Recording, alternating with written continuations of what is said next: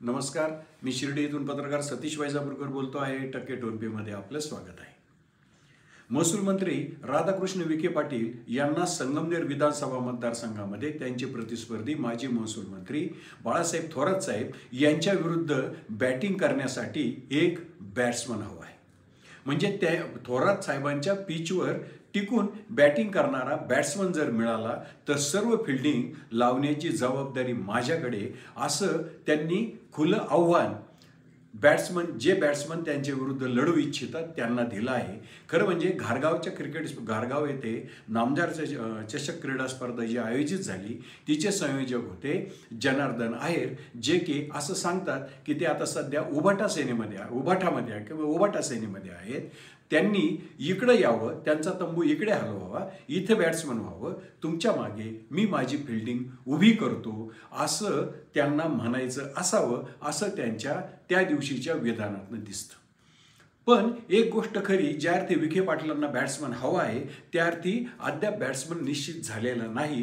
ते कदाचित जनार्दन आहेर यांनी ती भूमिका स्वीकारावी असं विखे पाटलांना त्यावेळेस वाटत होतं. आता खरं म्हणजे संगमनेरचं पिच काय किंवा शिर्डीचं पिच काय, बऱ्याचदा शुगर लॉबीतले हे मातब्बर नेते आपल्या विरुद्धचा बॅट्समन कोण हे तेच ठरवतात आणि मग त्याला कशी बॅटिंग टाकली तरी ठरलेल्या वेळी तो क्लीन बोल्ड होतो आणि मग एकतर्फी विजयाचे ही सगळे स्वतःचा डंका राज्यभर वाजवत असतात. प्रत्यक्षात ती एका अर्थाने मॅच फिक्सिंग होते.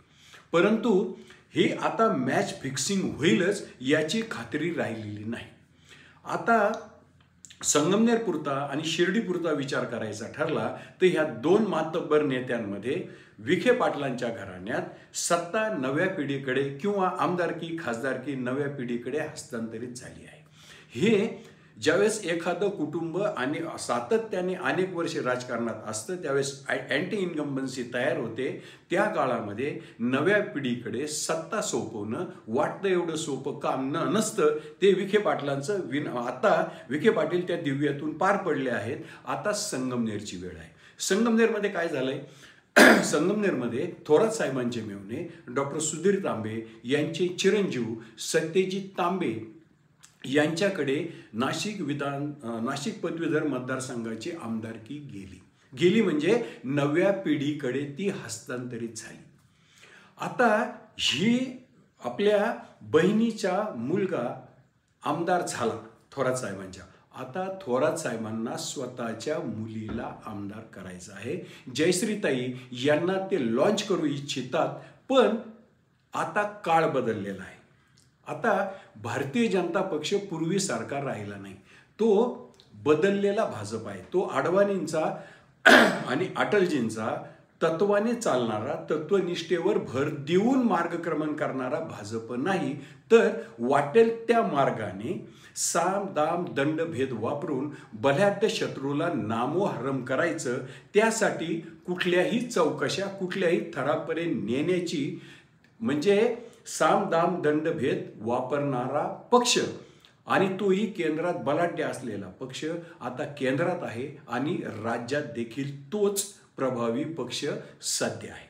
आता लोकसभा निवडणूक पुढे आली आहे आणि या लोकसभा निवडणुकीत जर पुन्हा मोदी सरकार, जे की वेगवेगळे सर्वे सांगतायत, आणि जर तसं झालं तर पुढच्या विधानसभा निवडणुकीचा संपूर्ण सिनारिओ बदललेला असेल. पुन्हा जशी मागच्या वेळेस आली होती तशी मेगा भरतीची लाट भाजपमध्ये येणारच नाही याची शाश्वती आज देता येत नाही. आज संगमनेरमधलं जर बघितलं की जो की एक अभेद्य किल्ला समजला जातो थोरात साहेबांचा, आणि ते आजवर सिद्ध पण झालेलं आहे. मतदारसंघाची त्यांनी व्यवस्थित बांधणी केलेली आहे. पण आज त्यांचे जे शिलेदार आहे, ज्या शिलेदारांच्या भरोशावर निवडणूक लढवावी लागते, ते वाळू आणि दगडखानीशी संबंधित जे शिलेदार होते ते विखे पाटलांनी केव्हाच पॅक केलेले आहेत. म्हणजे त्यांच्यावर ज्या दंडात्मक कारवाया झालेल्या आहेत त्यातून सुटण्याच्या पहिली प्रायोरिटी त्यांच्या समोर आज आहे. राजकारण नंतर आहे. म्हणजे शिलेदार जेरबंद झालेत. आता मी जे मगाशी सांगितलं तसं भारतीय जनता पक्ष विजयासाठी काहीही करू शकतो. याचा अर्थ असा नव्हे की ते सगळ्याच मतदारसंघामध्ये सगळंच काही करू शकतात. परंतु संगमनेरपुरता जर विचार करायचा, मी ज्यावेळेस तिथल्या पत्रकार बांधवांची चर्चा केली तर त्यांच्या दृष्टीने आज विखे पाटलांच्या दृष्टीने, म्हणजे विखे पाटलांचं राजकारण असं असतं, ज्यावेळेस त्यांना दक्षिणेला जायचं असतं त्यावेळेस त्यांची गाडी ते उत्तरेकडे चालवतात, त्यांना जायचं असतं दक्षिणेला. कुठलाही राजकारणी असंच करतो, जे बोलतो ते तसंच वागतो असं नाही. आज तरी त्यांच्या डोळ्यासमोर घारगावचे जनार्दन आहेर हे बॅट्समन थोरातांच्या विरोधात असावेत किंवा ते त्यांना गळ टाकीत असावेत. दुसरं नाव आहे वसंतराव गुंजाळ. वसंतराव गुंजाळ हे भाजपशी एकनिष्ठ असलेले हरिभक्त परायण उमेदवार आहेत आणि कार सेवेचा जो मागच्या राम मंदिराच्या कार सेवेसाठी जो जथ्था गेला त्याचं नेतृत्व त्यांनी केलं आहे. स्वच्छ प्रतिमा आहे आणि एकदा त्यांनी खरीखुरी बॅटिंग थोरात साहेबांच्या विरोधात करून दाखवली आहे आणि थोडक्यात ते सामना हारलेले आहे. तिसरं अजून एक नाव आहे, ते आहे हरिभक्तपरायण निवृत्ती महाराज देशमुख, म्हणजे इंदुरीकर महाराजांचं. इंदुरीकर महाराज राजकारणापासून 4 हात दूर राहत आहेत. त्यांच्यावर सुद्धा विखे पाटलांनी वेळोवेळी गळ टाकण्याचा प्रयत्न केला.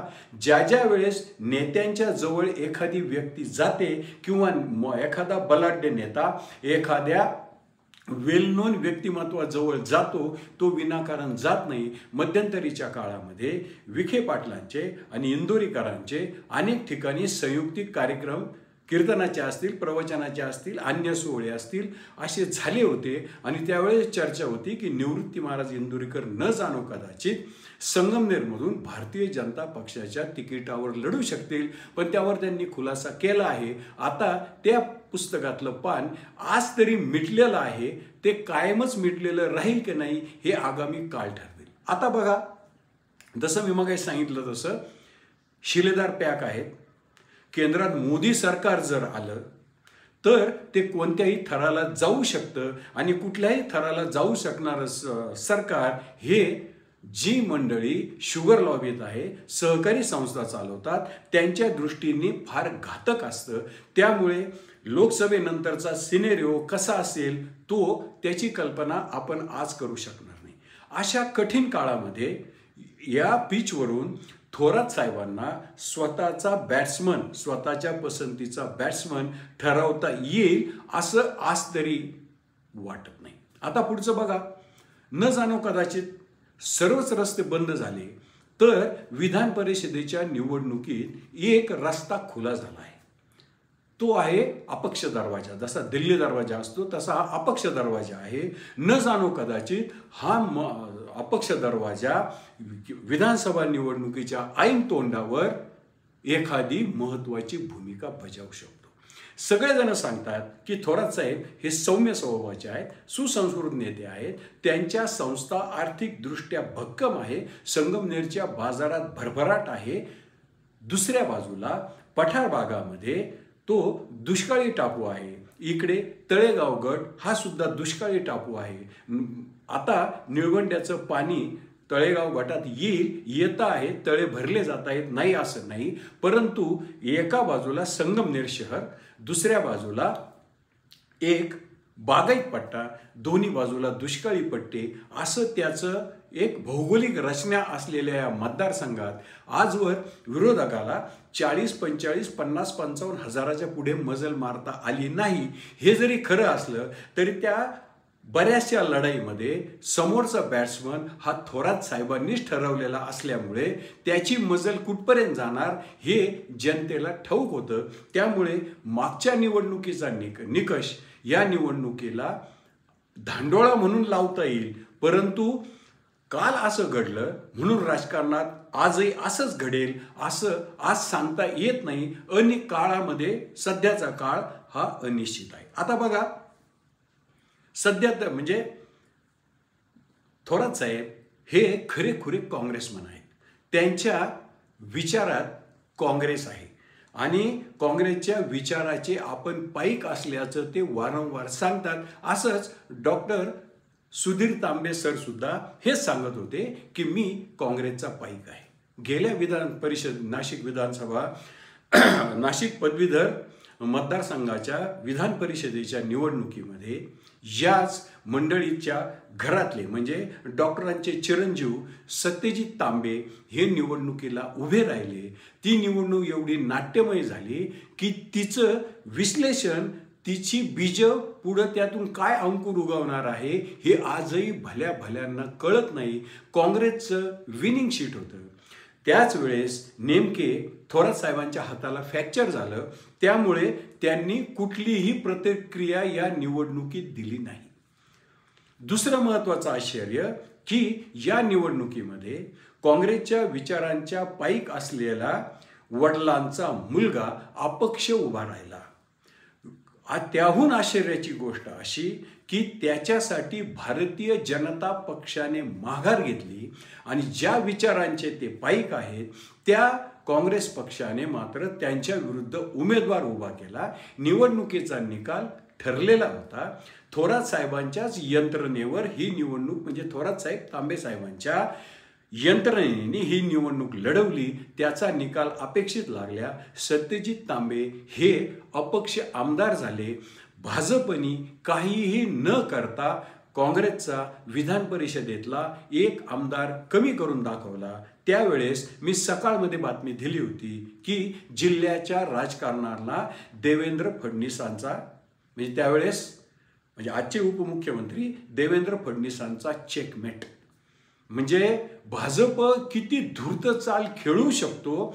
एक हक्काचा मतदारसंघ भाजपने आपल्याकडे न घेता येत अशी परिस्थिती असताना अपक्ष करून टाकला।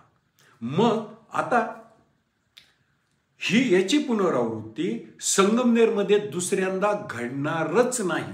म्हणजे मला असं म्हणायचं आहे की न जाणो कदाचित थोरात साहेबांच्या कन्येच्या बाजूने कन्या जर या निवडणुकीत त्यांनी लॉन्च केली तर काय सिनेरिओ असेल, भाजप काय चाल खेळेल, मग त्या काळात त्यांच्या विरोधात कोण उमेदवार असतील हे ठरायला अजून अवकाश असला तरी भारतीय जनता पक्ष अशी परिस्थिती निर्माण करू शकतो की कुठल्याही पद्धतीने समोरच्याला नामोहरम करणे ही या नव्या भाजपची रीत आहे।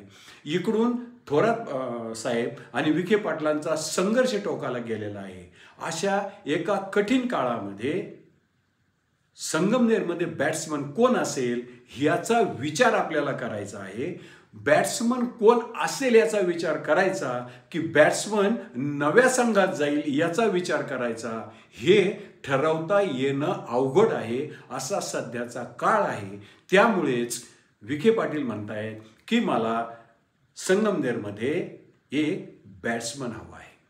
फिल्डिंग लावण्याची जबाबदारी माझी। फिल्डिंग भारतीय जनता पक्षाने ऑलरेडी सगळ्याच मतदारसंघात लावलेली आहे। याचा अर्थ असा मुळीच नव्हे की भाजप फिल्डिंग लावतो तिथे त्याला हमखास यश मिळतं, पण बहुतांश जागावर यश मिळतं हे लोकसभेतही सिद्ध झालंय, विधानसभेतही सिद्ध झालंय। भाजप आज क्रमांक 1 चा पक्ष आहे। साखर सम्राटांच्या मतदारसंघामध्ये पक्षाचे निकष लावता येत नसले तरी आता मतांचं ध्रुवीकरण फार वेगाने होत आहे। मतांचं ध्रुवीकरण आहे, शिलेदार पॅक केलेले आहेत आणि थोरात साहेबांची काँग्रेसच्या विचारावर निष्ठा आहे। अशा काळात विधान परिषदेची पुनरावृत्ती होणारच नाही याची सुद्धा खात्री देता येणार नाही। त्यामुळे संगमनेरचं भाकीत आत्ताच करणं घाईचं, गर्दीचं आणि कदाचित चुकीचं सुद्धा ठरू शकेल। त्यामुळे लोकसभा निवडणुकीनंतर बॅट्समन कोण हे आपल्याला लगेचच कळेल।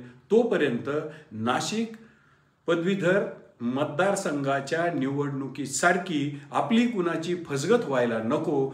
तोपर्यंत नव्या बॅट्समनची लगेचच आपण अटकळ बांधणे हे घाईचं ठरेल।